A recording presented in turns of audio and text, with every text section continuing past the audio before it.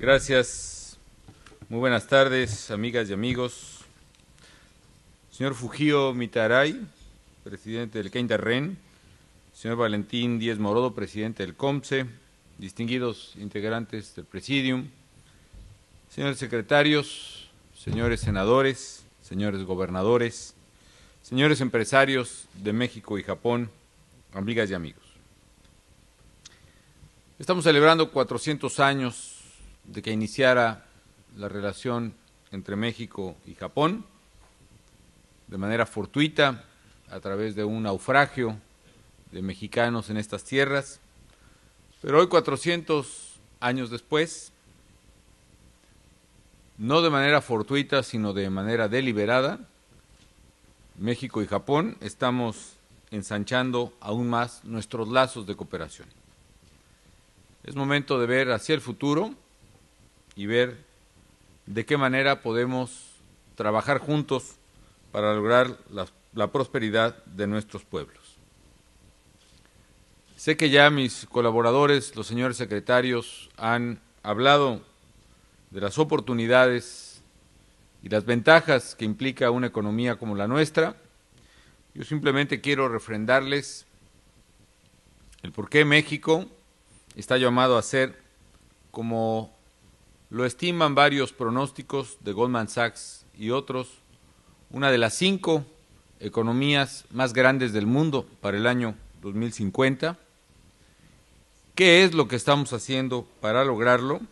Y sobre todo, ¿por qué queremos que México sea, y sabemos que puede serlo, uno de los mejores destinos de inversión en el mundo? Quiero agradecer al comité de la Nippon Keindarren, cuya labor ha sido clave para darle dinamismo a nuestras relaciones en nuestras dos naciones, su invitación.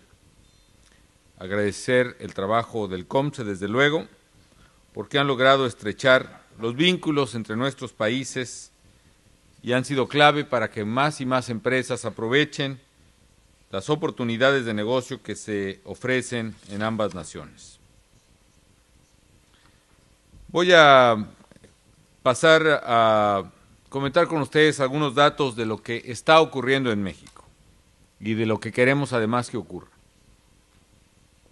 Todos sabemos la gravedad de la crisis económica que vivimos en el 2009.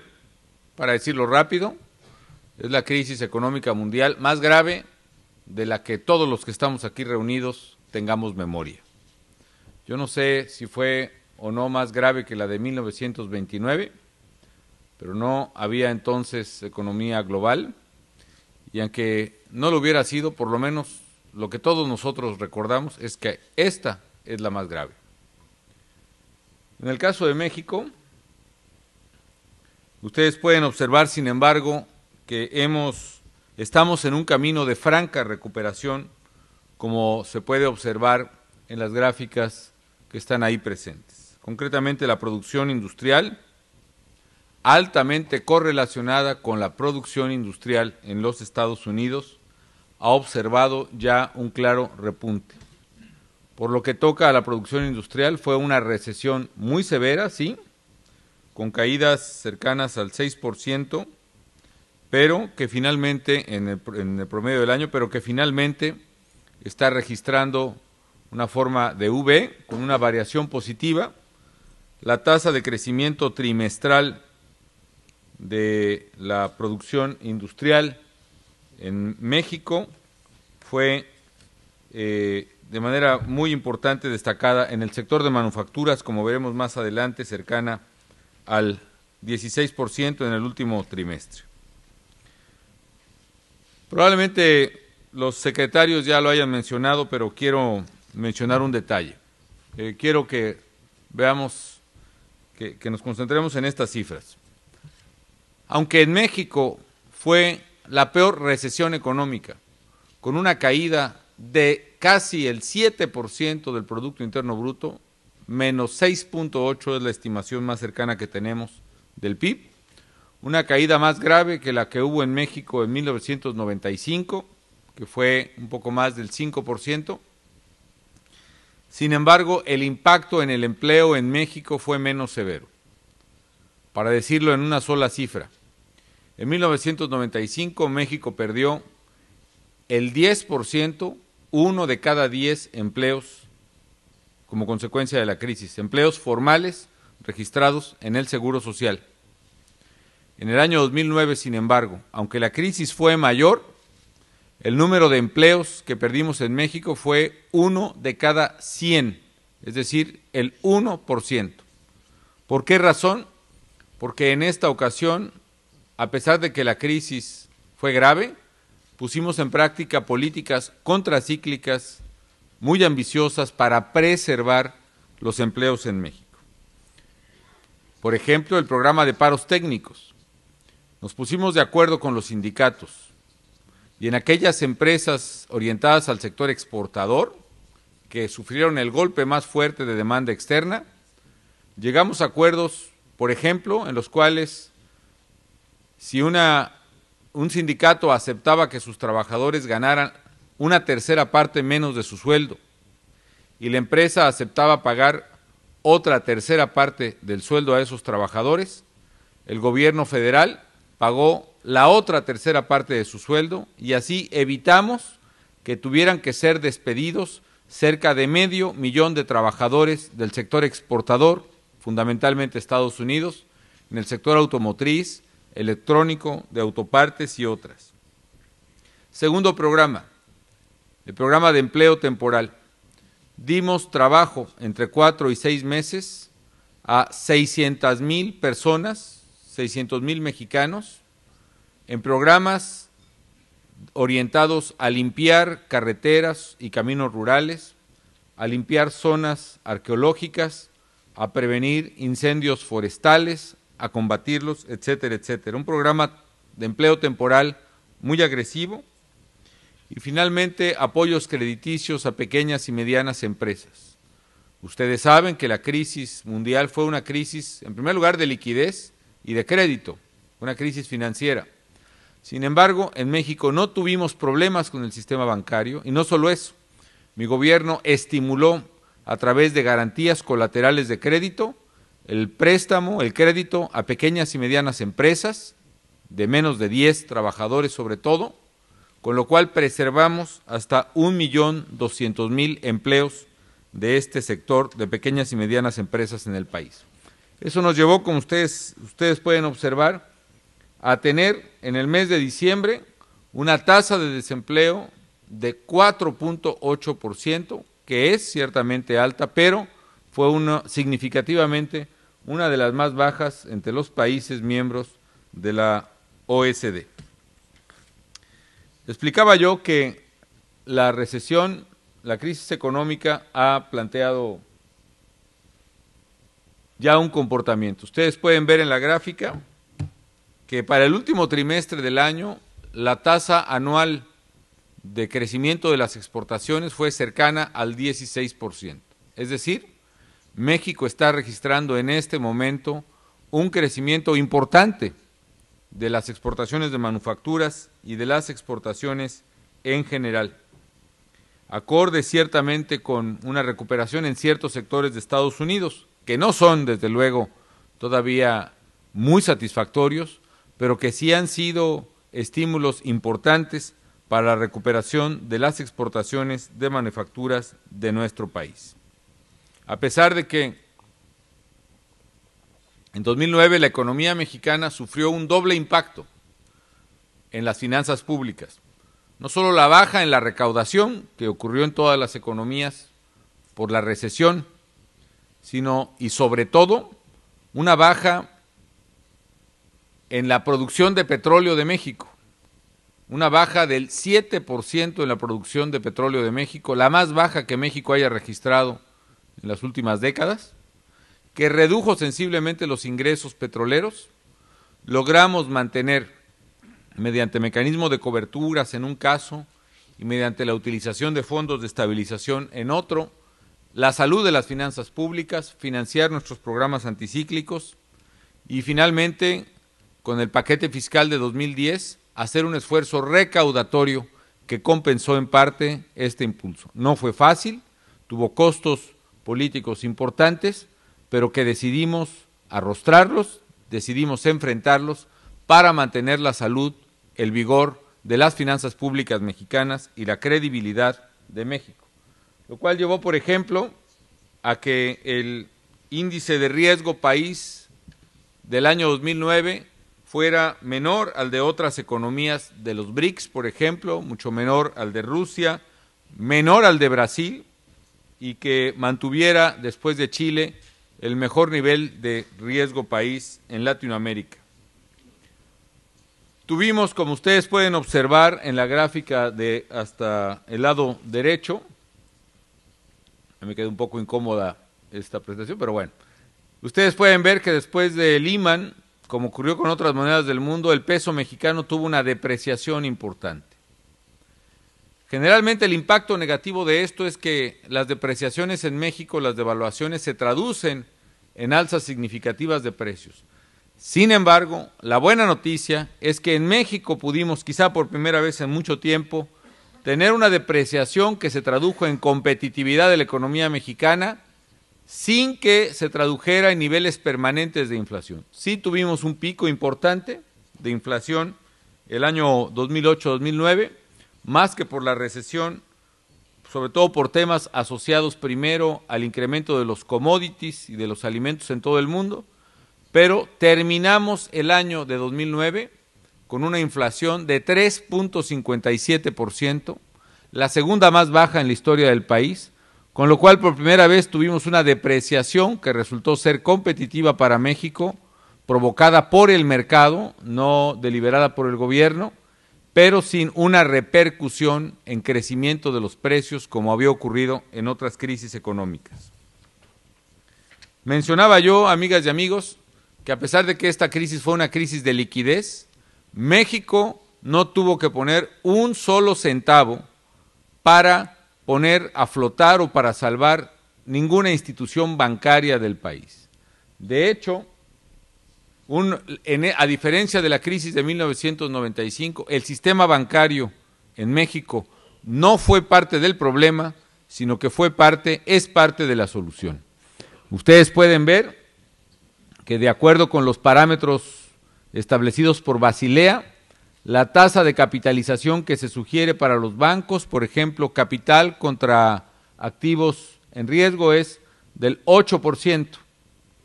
Sin embargo, el promedio en México es superior al 14%, es el 16%, y hay algunas instituciones que incluso tienen tasas de capitalización superiores al 20%. Eso le da una solidez excepcional al sistema bancario mexicano. ¿Qué otra ventaja tiene en este momento la economía mexicana? Lo que hemos hecho en infraestructura, no solo gasto del gobierno, sino gasto impulsado por el gobierno y hecho por la iniciativa privada, entre otras por muchas empresas japonesas. Si ustedes pueden observar, en los años previos a mi administración, la tasa de crecimiento, la tasa de inversión de infraestructura había sido de un promedio de entre 3 y 3,5% del Producto Interno Bruto.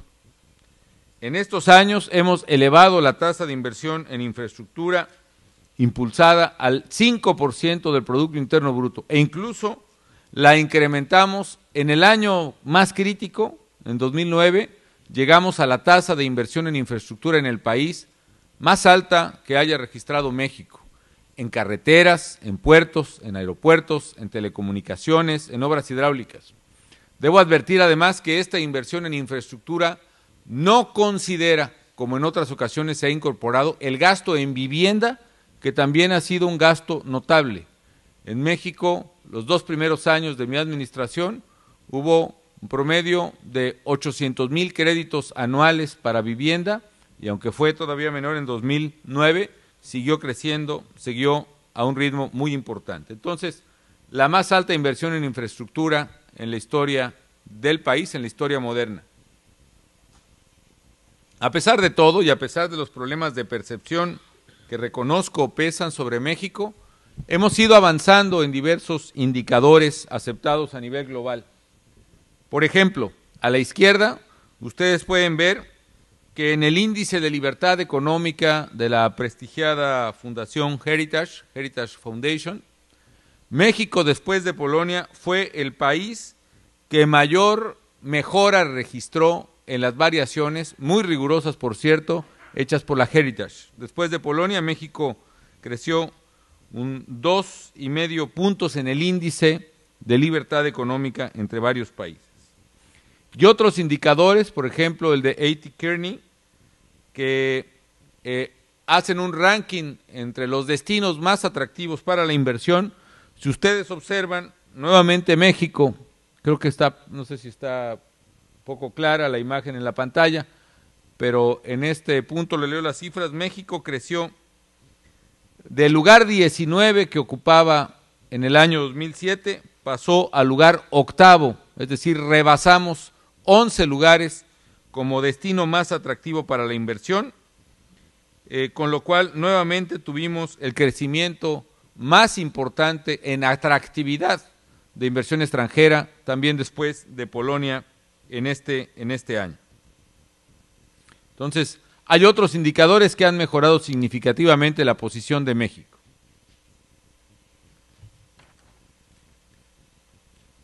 Por otra parte, estos otros indicadores tienen incluso un sentido mucho más pragmático para las empresas y para los productores. Si medimos el índice de costo de manufacturas en Estados Unidos como un índice 100, México está, de acuerdo con Alice Partners, otra consultora, resulta que entre las economías contra las que competimos, los poderosos BRICS, México es la economía más competitiva en términos de costo de manufactura referido al parámetro de Estados Unidos. Esto no es gratuito, amigas y amigos.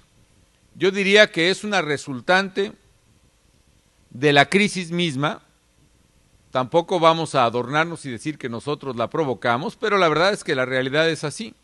Si combinamos una serie de factores, la elevación de los costos de transporte a nivel mundial por costo energético, la elevación o complejidad que van adquiriendo cada vez más los costos en economías que antes no lo tenían, como es el caso de los costos laborales en China.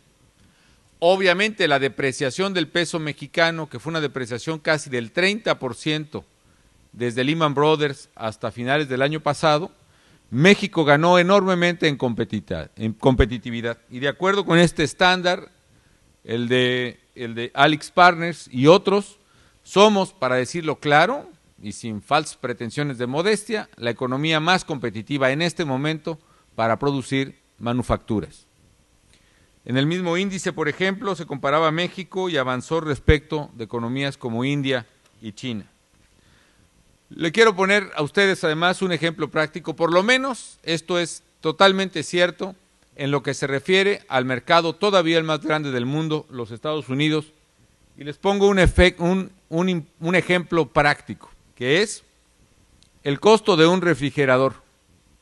Efectivamente, el costo laboral en China todavía sigue siendo mucho menor que el de México, sin embargo la diferencia se ha estrechado. Vean la gráfica de la derecha, la diferencia de costos laborales entre China y México era hace apenas unos años de 238%, con las variaciones laborales y sobre todo de tipo de cambio que les acabo de mencionar, el costo laboral se ha reducido a menos, una diferencia del 20%. Si eso lo traducimos en el costo de un refrigerador, efectivamente sigue siendo el costo laboral más bajo en China, pero asociados a los costos el costo de mano de obra, que es la línea azul, a otros costos logísticos y particularmente a los costos de los fletes, lo que cuesta transportar un refrigerador de China a Estados Unidos o a otras partes del mundo, a Europa, en fin. Y lo mismo diría de computadoras y de televisiones y de automóviles. Resulta que un refrigerador en el mercado norteamericano ya es entre 8 y 10% más barato que un refrigerador producido en China. Algo que muchos no lo hubiéramos creído apenas hace algunos años. Sigamos con algunos indicadores, a riesgo de aburrirlos, pero otra firma, Boston Consulting Group, mide en un promedio entre varios países el desempeño de los mismos. Si se saca el promedio de 10 países, el promedio es equivalente a 1. Bueno, en el caso de México, en costo, lo cual quiere decir que a mayor alto sea el número, hay más competitividad.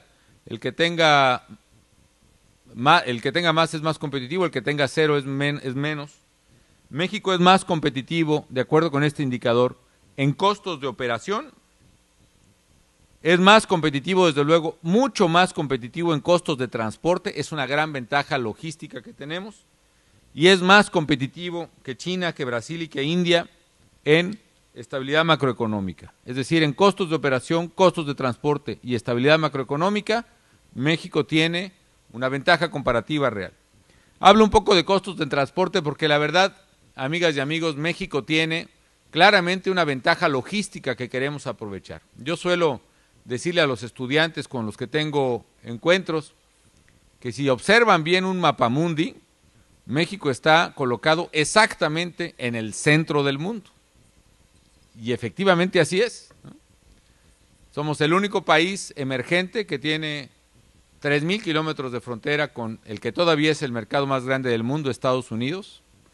Tenemos 11,000 kilómetros de costas, tanto al Océano Pacífico como al Océano Atlántico. Después de Canadá y Estados Unidos, somos el país que tiene más puntos de contacto por mar hacia Asia, las poderosas economías asiáticas, incluso Japón. Ustedes recuerden que la nao de China, desde hace varios siglos, ya recorría toda esta trayectoria entre Japón y México, llegando a Acapulco. Somos a la vez el puente lógico entre América Latina y el mundo. Y la ventaja logística de México ahora se traduce en ventajas, además de costos de transporte.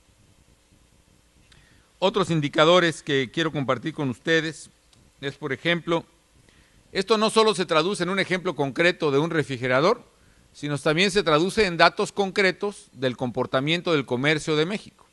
Si ustedes observan la participación de mercado de México, el market share de importaciones de Estados Unidos, México ha pasado del 10.4 al 11.4 de proporción de mercado, es decir, en el último año crecimos 10% respecto de nuestra propia participación de mercado. Es la primera vez en 8 años que México está recuperando participación de mercado en el mercado de importaciones de Estados Unidos.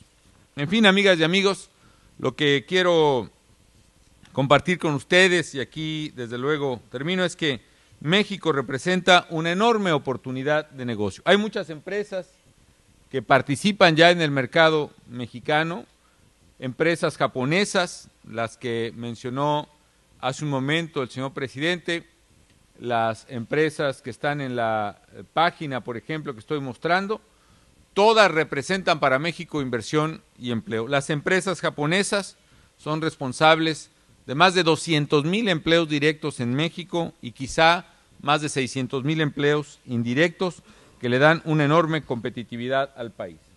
Hay otros factores que ustedes deben saber. México está cambiando y estamos haciendo reformas estructurales que resuelven problemas de fondo del país que no se habían podido hacer o incluso no se habían intentado en muchos años. Por ejemplo, hemos hecho reformas fiscales que reducen la dependencia de México de los ingresos petroleros y aumentan la recaudación propia. No ha sido fácil, pero lo estamos logrando.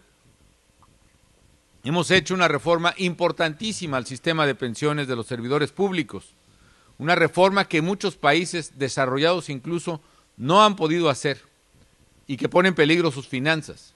En México pasamos del sistema tradicional de pensiones de los trabajadores públicos, el llamado Pay as you go, a un sistema de cuentas individuales en el sector de gobierno y en empresas paraestatales como Comisión Federal de Electricidad o el Instituto Mexicano del Seguro Social, o bueno, también lo arreglamos de otra manera, pero lo arreglamos en otra empresa, en Luz y Fuerza del centro, que ya no representa ese riesgo actuarial enorme, y eso implicó ahorrar a valor presente neto para las finanzas públicas hasta 30% del Producto Interno Bruto.